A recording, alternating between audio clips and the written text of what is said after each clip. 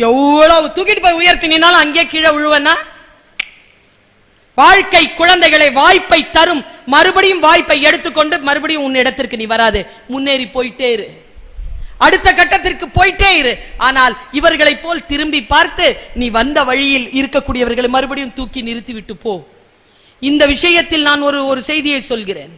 ஒரு குருநாதர் ஒரு இடத்துல இருந்து வெளியில போனார். 3 மாசம் 12 சீடர்கள் இருந்தாங்க. அந்த சீடர்களில் நீ யாருன்னு தெரிஞ்சுக்கோ, நீ அதில் இருக்கிறாய். 12 சீடர்கள் கிட்ட சொன்னார், கொஞ்சம் விதைகளை கொடுத்து சொன்னார், இதெல்லாம் பூ விதைகள், இந்த ஒவ்வொரு பானை, எல்லாருமே 3 மாசத்துல இதை விதைச்சிட்டு தண்ணி ஊத்தி வைக்கணும், இதுதான் நிலம். கொடுத்துட்டார். அப்புறமா என்ன பண்ணார்? போகும்போது அவர் ஒரு வேலை பண்ணிட்டு போயிட்டார். ஆனா அந்த என்ன வேலைன்னு அவர் சொல்லல. திரும்பி வரார் 3 மாசம். அந்த பகுதி இருக்குல்ல,